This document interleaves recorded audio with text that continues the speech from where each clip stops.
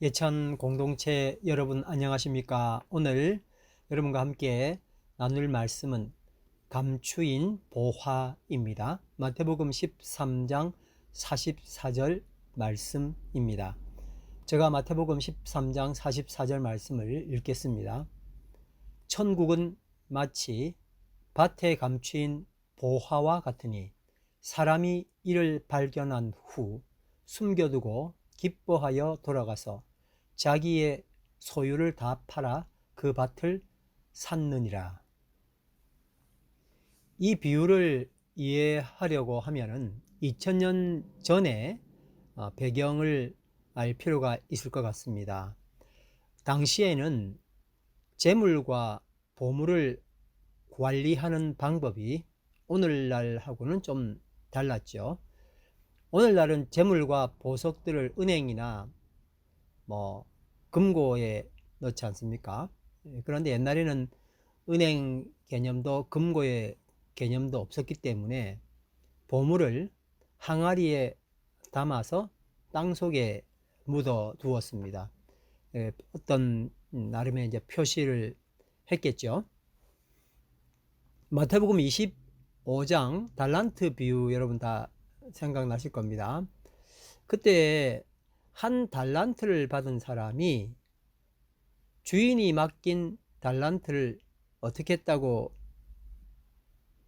기록되어 있죠? 네, 땅을 파고 깊이 묻었다. 그렇게 하지 않았습니까? 달란트가 굉장한 재산, 한 달란트가 굉장히 재산이죠.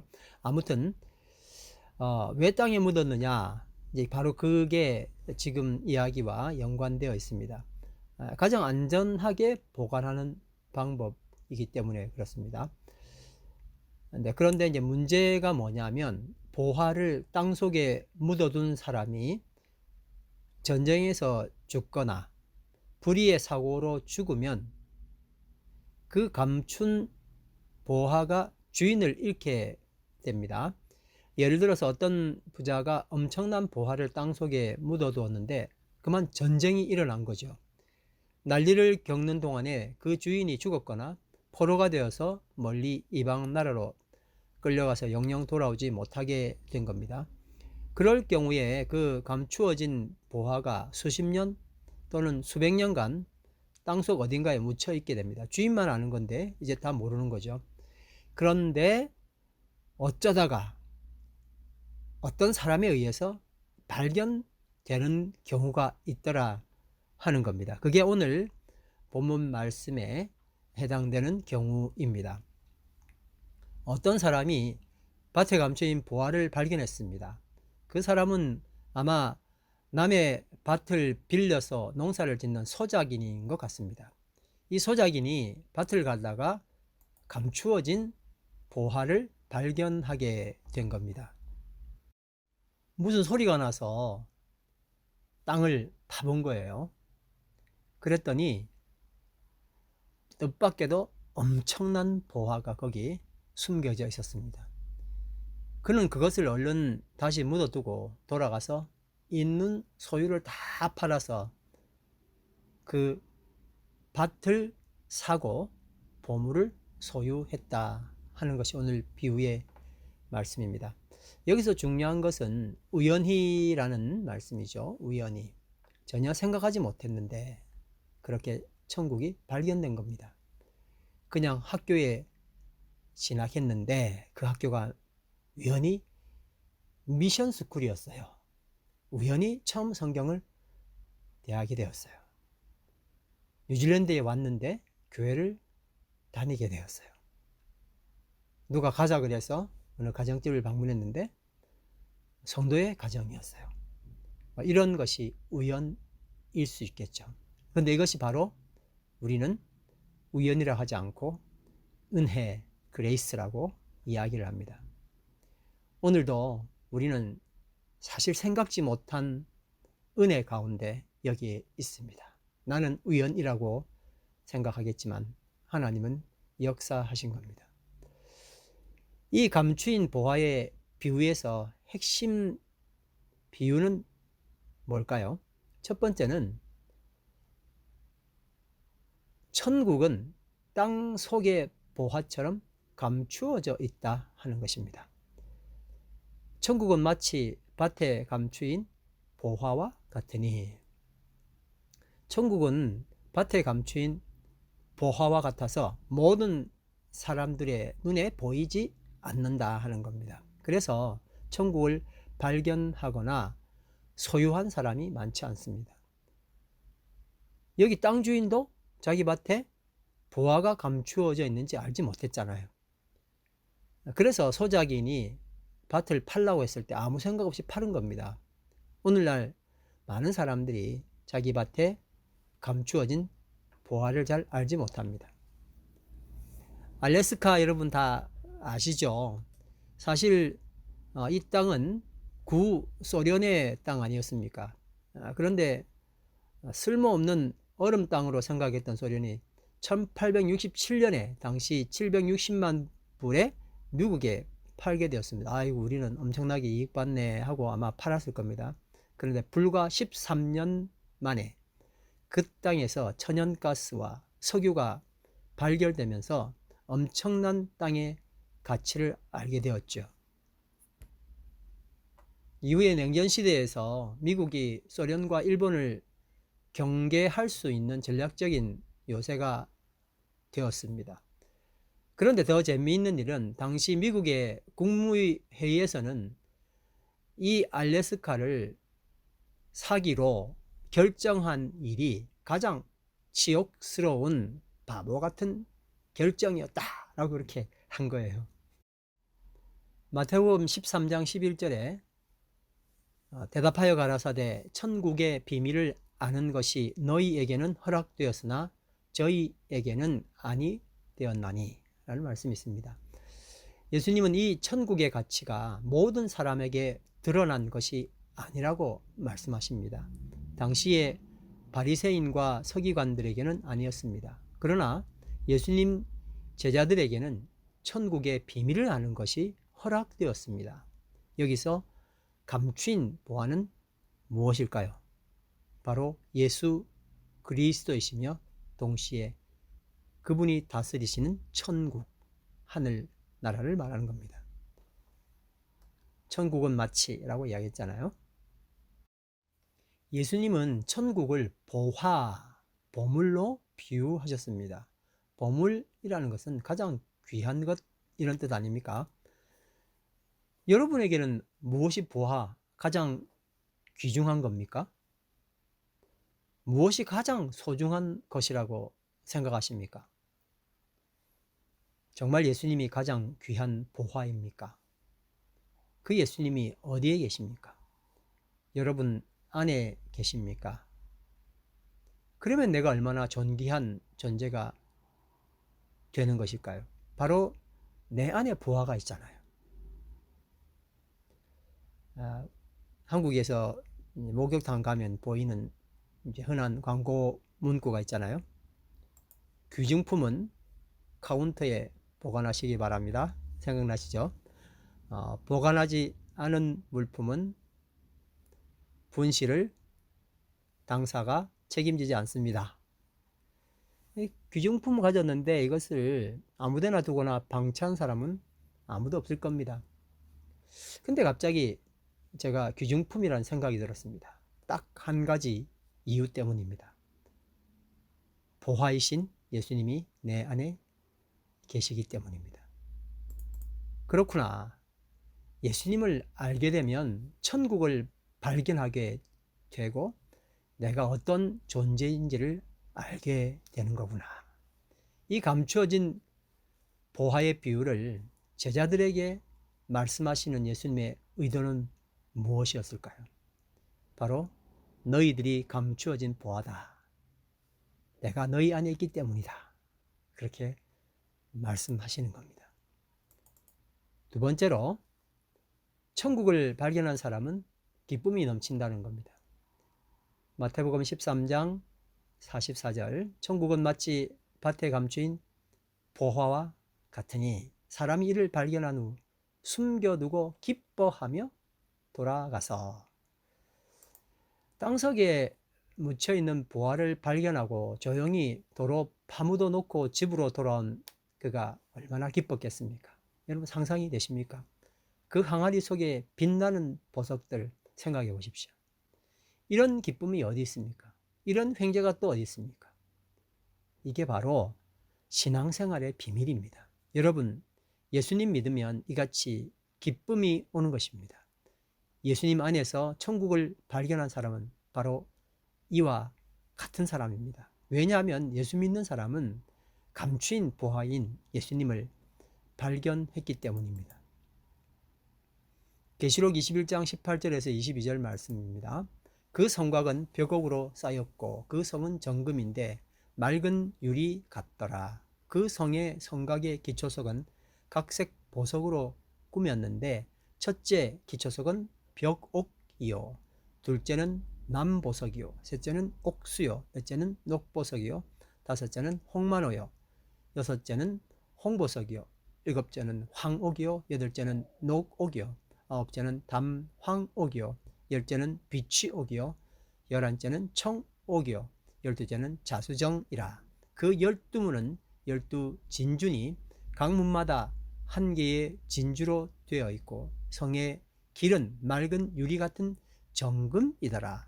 성 안에 성전을 내가 보지 못하였으니 이는 주 하나님 곧 전능하신 이와 및 어린 양이 그 성전이심이라.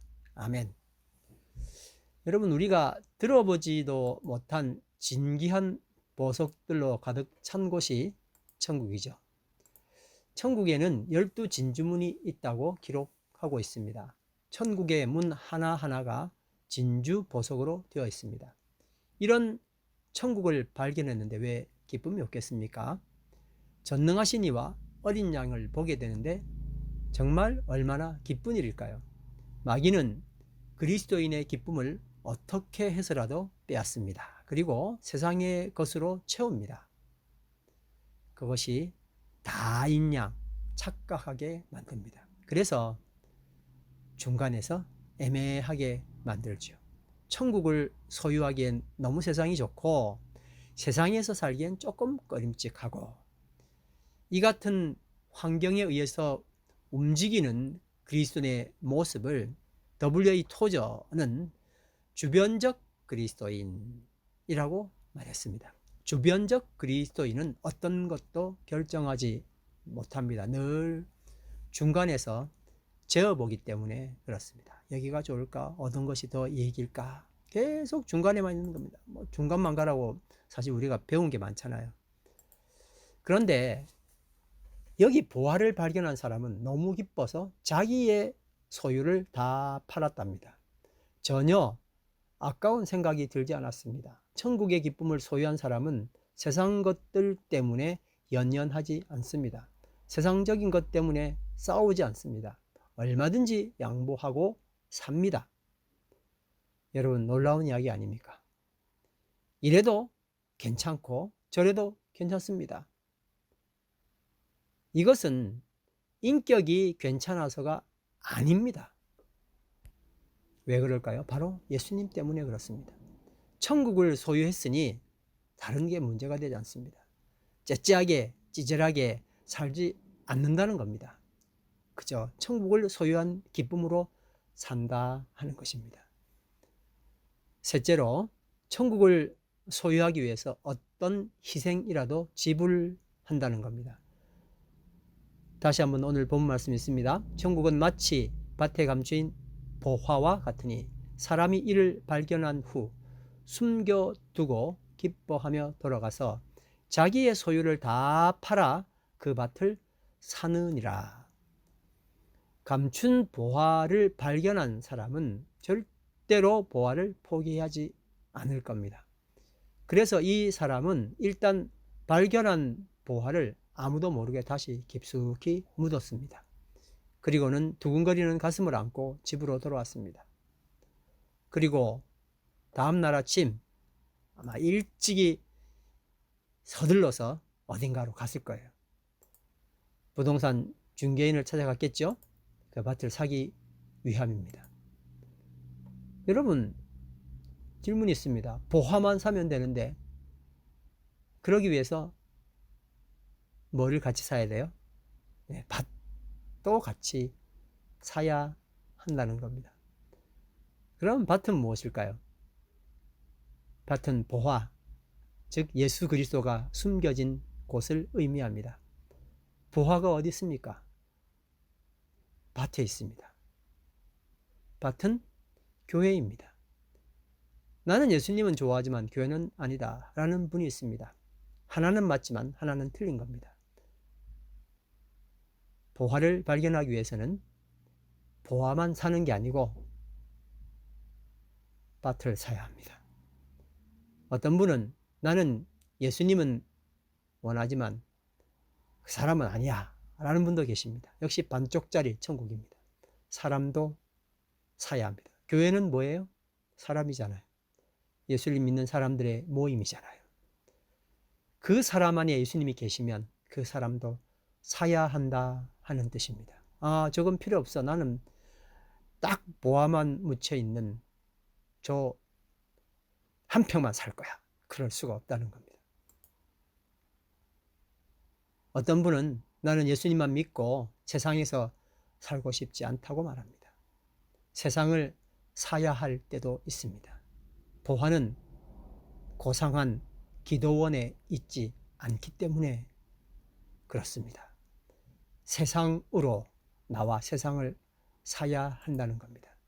마침내 그 사람은 그 밭을 팔겠다는 주인의 약속을 받아냅니다. 값은 주인이 요구하는 대로 다 주기로 했습니다. 그는 자기의 모든 소유를 다 팔기 시작했습니다.